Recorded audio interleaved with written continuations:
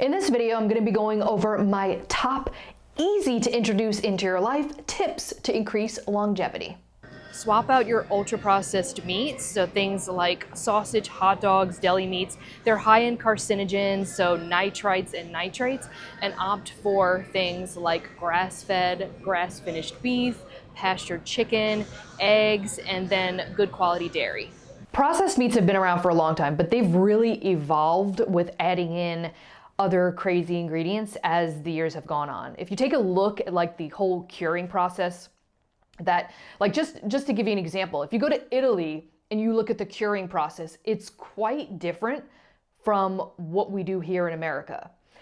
And just to put things into perspective, there's a lot of like marketing tactics, okay, that people will use like on these packages. And one of the most common things that I see are like no nitrites added. But if you look very closely on the package, they'll say naturally occurring nitrites with celery powder. So they're adding in like all of these extra ingredients. They're adding in celery powder, which natural nitrites, they're still nitrites, but they're adding in more than one. So it's not just like salt that they're curing with, they're adding in more of these ingredients, which increases those nitrites in our foods, right?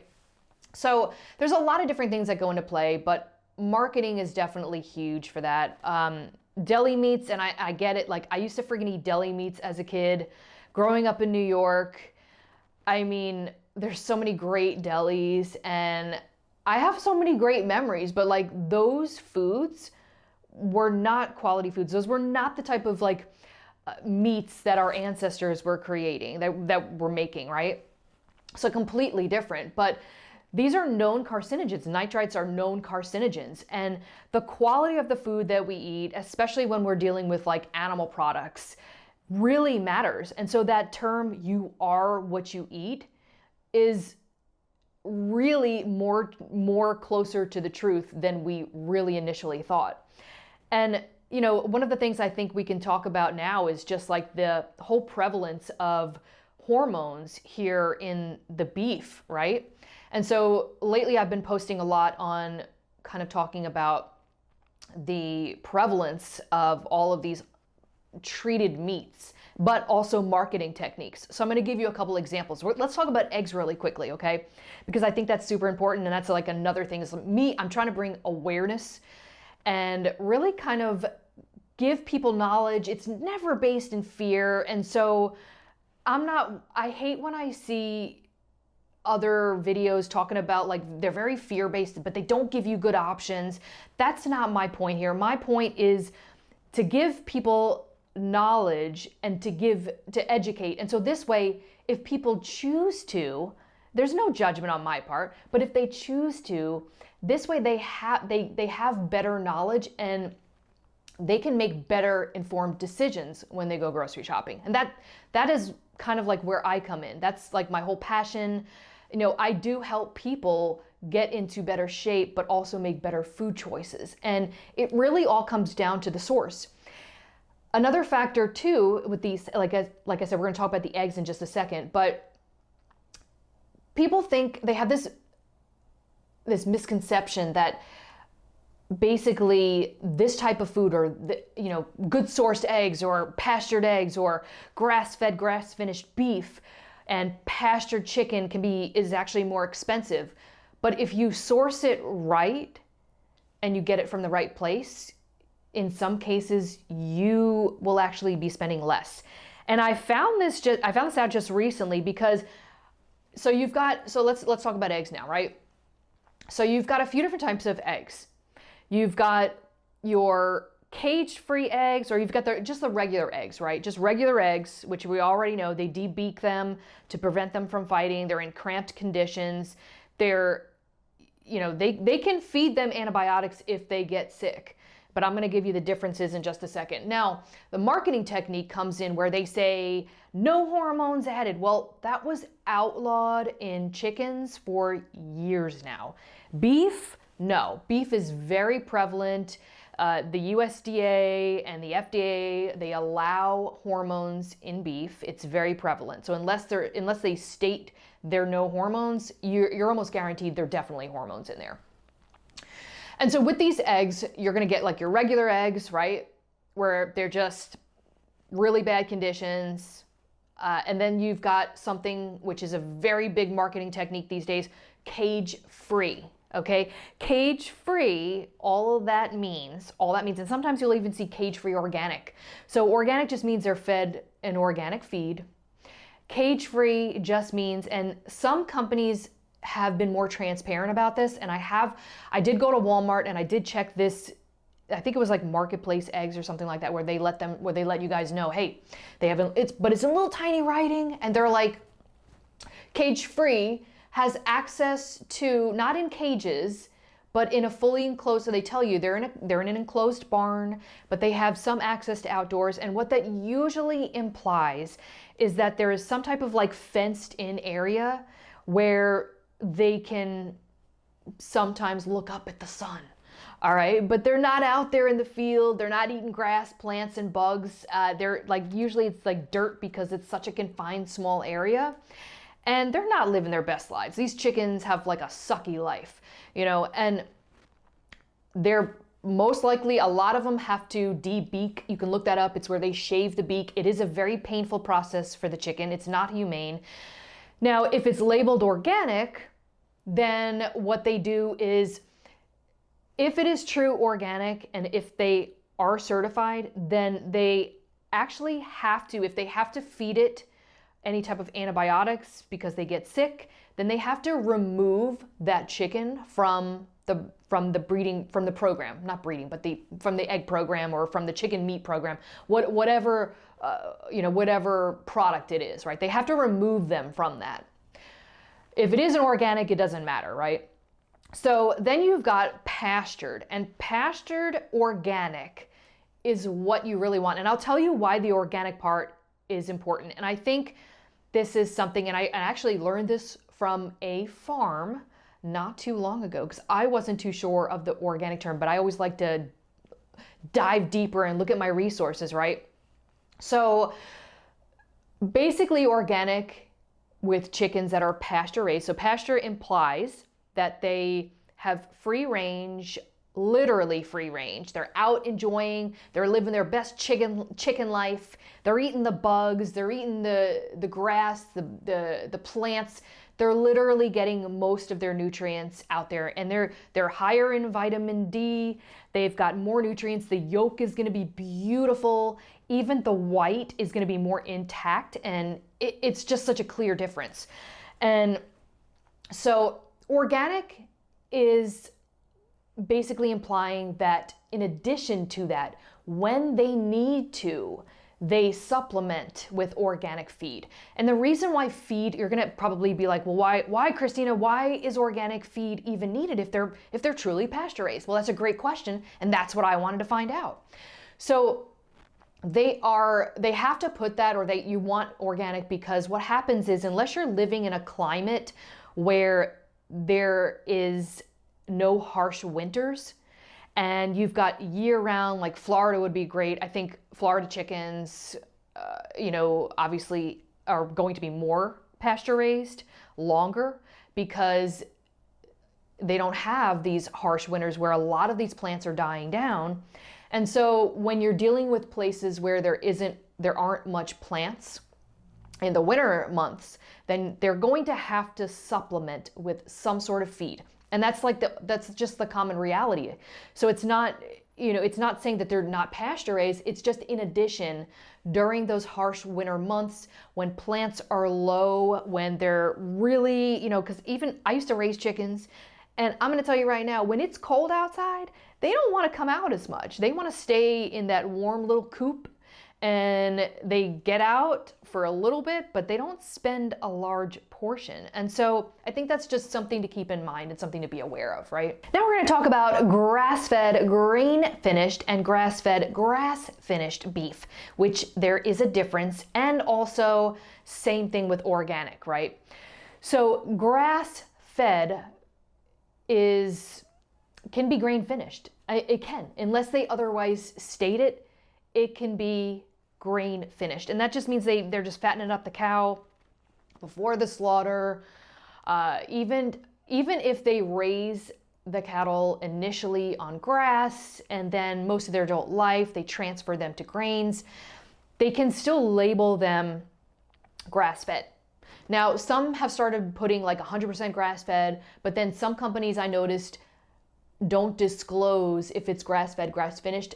Now, people assume that when they say 100% grass-fed, it automatically means that, but I always look for the source, and that is why one of the videos, I did this little video in Costco, and it freaked people out. And it was one of my more bigger views when I did a short on some of my social medias, like Instagram. It pretty much, it went way out there, and people are still going crazy over it. The reason why I couldn't recommend Costco's 100% grass-fed beef patties is because I could not find anywhere a source.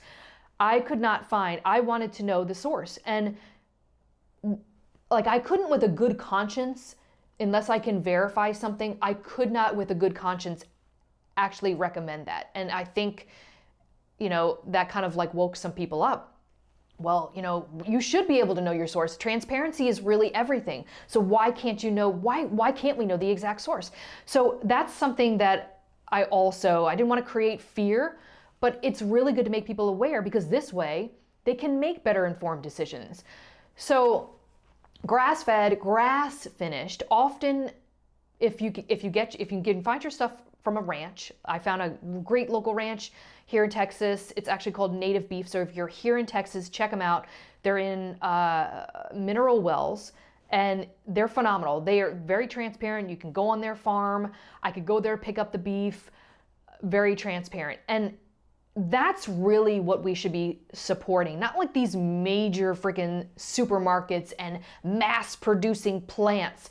We need to start really going back, and I'm actually spending less. I am spending less for better quality meat than if I were to buy it at a grocery store where I can't technically verify it. So that's just something to keep in mind. One of the key factors for longevity and health is going to be working on your balance, strength, and mobility. This is going to help with hopefully preventing some falls when you get older. Now, of course, we're not able to work on our land exactly the way our ancestors did, but there's certain things that you can do at home, like this exercise right here, to help with that strength and also balance. The link between aging and less mobility, strength, and balance is unfortunately all too prevalent, especially here in the United States. Now, if we just take a look at what these centenarians are doing in blue zones, how they're remaining active, they're doing a lot of like functional moves. So going up and down steps, they're gardening, they're in squatting movements, they're on their knees, they're constantly doing all of these daily activities, something that we've really kind of gotten out of in the US, where everything is like super convenient, right? And so we see this as an unfortunate event in a lot of the elderly, especially like with our relatives. It's all too common to have a relative that broke their hip because of a fall. And one of the best ways to decrease your chances of having that happen and becoming brittle and old and with, like not being able to barely move around is to work on mobility. Do it when you're younger. Start then. Work on mobility, work on strength training. That's going to help with bones as well. It's going to help with strengthening bones. Get enough protein in your diet. Also work on balance, which is a key factor in aging as well. So mobility is huge, definitely something that we shouldn't be ignoring. Swap out ultra-processed carbs, so those chips, crackers, all that box stuff, and opt for 100% whole grains. They're going to be way more nutrient dense, and your body is actually going to work harder digesting whole food grains or whole food sources, so you're actually going to burn more calories in the long run. Ah yes, carbs, the long topic of debate. And we see this all too often between diets, like a while ago it was keto. And now it's kind of morphed into the most recent carnivore trend, right? The problem with this is that these super strict diets that, basically are omitting all of these whole food sources, these carbs, really can take a toll on our health. They're taking out a lot of the fiber in our diets. And keep in mind, fruits and vegetables and even legumes, of course, are great sources of carbs, whole food sources. The type of carbs that we really should be omitting are these ultra processed carbs.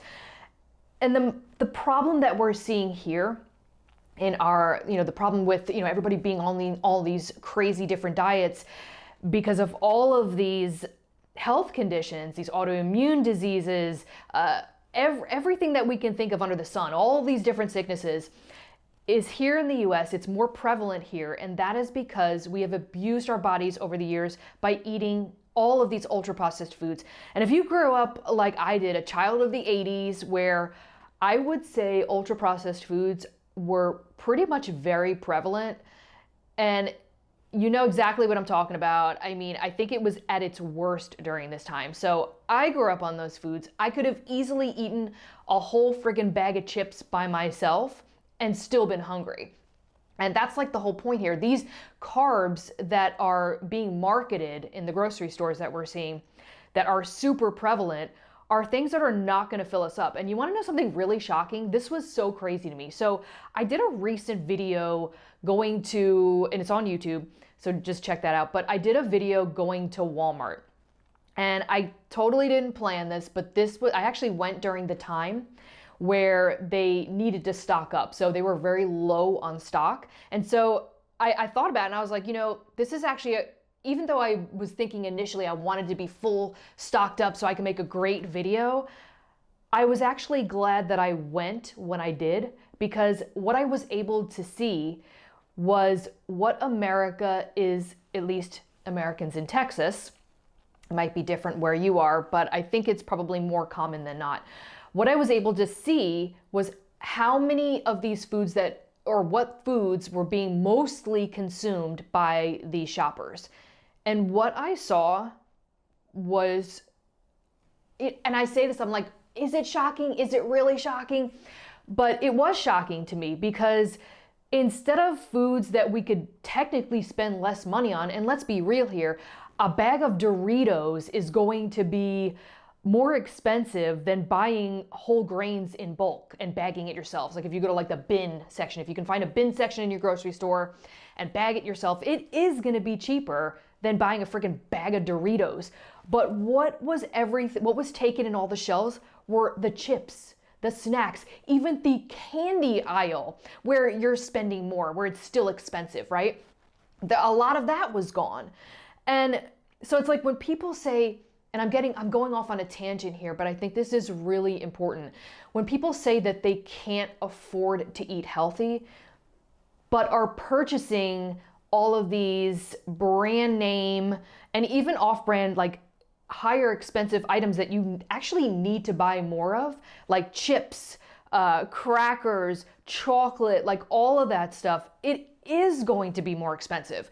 And someone asked me the other day, and I think this is very important to mention, they were like looking at my groceries and they saw that I was getting all these fruits and vegetables and, like whole food sources. And they're like, yeah, but like, how much is your grocery bill for 2 people? And I had to make a mental note of that, because I don't shop at the cheapest grocery store. I go somewhere for convenience. And I know that's, I don't go to the most expensive grocery store, but I go to a grocery store. I don't typically shop every day at like Walmart or Costco and stuff like that. I go for pretty much convenience, but I shop smart. And when I actually said, okay, you know what, this time I'm going to keep track of like the items that I'm getting so I can answer that question effectively and be more precise.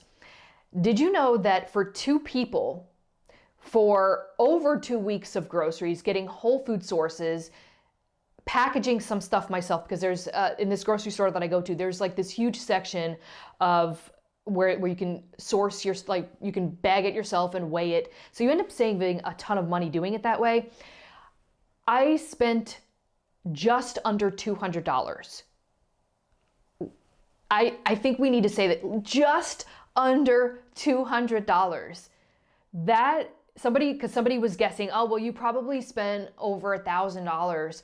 And no, like I didn't.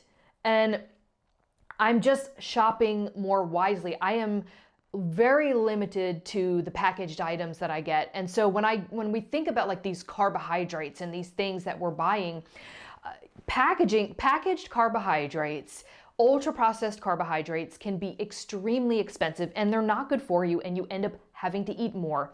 Another factor too, which I think people don't realize, which is why I'm so passionate about teaching people that calories are not friggin' accurate. They're not even the best proven method to lose weight in the long term, is that so if you take, like, let's say a bag of potato chips, right? Or I don't know, like a bowl of cereal, and you compare that to like, let's say some whole rolled oats, either some oat groats, which are the 100% version, or even like some oat bran, which includes a lot of the nutrients, that is going to be, not only is it going to be more filling, but the surprising factor is that our bodies burn more calories. It takes more energy to actually digest whole food sources. So it's not just protein that takes more energy to digest, it's whole food sources in general. And so when we put that into perspective, it makes a lot more sense to choose things that are not ultra processed, things that are not like boxed and pre-packaged for us.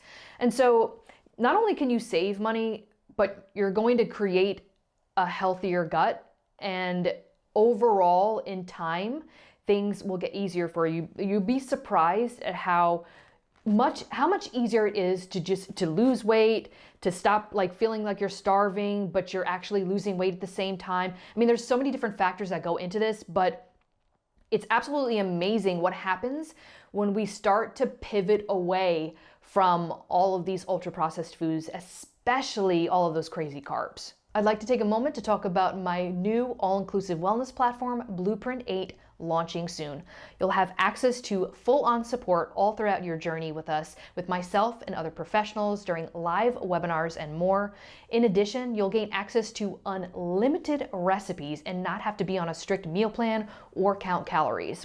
But with this program, you'll be able to actually learn about nutrition and gut health through our online courses. All 3 core courses are beginner-friendly: nutrition, gut health, and healthy cooking, but you'll also get access to any additional courses that we create. Stay tuned and click the link in the description of this video and subscribe to my free newsletter that goes out weekly with updates, free recipes, and free health and fitness information. Choose things that have soluble and insoluble fiber, which are really good for the gut and also good digestion. Things like vegetables, fruits, nuts, seeds, legumes, and even 100% whole grains. If you look at the longest study that isn't tampered with, it's like the hugest meta-analysis ever, are going to be the centenarians in the blue zones. And we've talked about this before, the beginning of this video. These people know what to do to increase longevity in their lives. But there's one thing, there's a few things, but one of the things that they have in common is that they're eating fiber. They're eating legumes, they're eating fruits and vegetables. And if we look back, because there's a lot of people like looking at most recent studies, we know now that scientists get paid for freaking studies. I think we can all agree to that by now. At least I hope so. And if not, you're informed and now you know. And this was a huge debate when we're dealing with like sugar, right? So people paid the sugar corporations paid the scientists to link sugar with high cholesterol, to unlink sugar with high cholesterol and link it to fat. But now things are turning around and we're promoting like animal products and all this stuff. So what are they going to do then? I don't know. But the fact of the matter is that, you really have to be careful with the information that you're getting and always do your own research. I think that's like super important. But fiber is not the enemy. Fiber is something, like I said, that all of these centenarians have in common. And if we look back, because this is one of the arguments that the carnivore diet people have, and don't get mad at me, okay? Don't get mad at me. But that's one of the things that they have in common is they try to say, well, we're eating an ancestral diet. But even these tribes that they are, talking about, they all eat in season, and they're hunter-gatherers. And so They don't gorge themselves on endless amounts of meat for breakfast, lunch, and dinner. They literally have to freaking work for their meat. And there are certain times of the year where it's scarce. And archaeological evidence shows that even these tribes and stuff are actually, they ate a varied diet. They ate in season, they ate a varied diet, they ate what was available, and there are times during the year where they relied on plant matter. So if you think about that and put that into perspective, it makes a whole lot of sense that we do in fact need fiber. But from whole food sources, not like, supplements, not drinking it from a frickin' soda, like whatever that crappy soda is that's supposed to, that's just ridiculous. It's complete nonsense. Look at the centenarians. They eat various diets. They eat a lot of plant products. They do eat meat on occasion, with the exception of Loma Linda. There's a portion of them that are vegetarian. There's a portion of them that are vegan. So just to clear things up, they're not 100% vegan. They do eat predominantly plant, but there's a mixture of them. So some of them are still eating cheese and stuff like that, and some of them are still incorporating animal products. So just something to take note, but they're all eating legumes. They are all eating, so like just to give you an example, in Okinawa, Japan, that very specific area where they still have some centenarians, they are eating soy products every day. That's actually a legume. And then in Italy, you've got like cannellini beans, you've got lentils, you've got, all of these delicious foods that these people have been eating all of their life, but they're not eating processed foods, and they're active, they're walking around, which brings us into our next topic of increasing longevity, and that's walking, that's just staying active. We covered that a little bit in the previous topic talking about increasing mobility. So walking, you don't have to be so crazy, like doing all these crazy burpees and jumping jacks. And while it's great to get your heart up, you don't have to like beat yourself up about it, right? Just staying active all throughout the day, doing stuff, getting outside, getting some natural sunlight. All of this stuff will help for sure. And, I think it's just important to really kind of take a step back and think about these things these are all things that I've mentioned that are very easy to incorporate. They are things that are doable. They're not, I'm not saying go on a freaking strict diet and don't eat fat or don't eat carbs. And, I'm not saying that. I think the important thing here is that we're learning is that it's balance. It's balance, it's eating in season, it's spending time with the people that you love, with taking out the freaking stress in your life, because stress is another ager. And so if there's one takeaway that you get from here, it's try to simplify your life.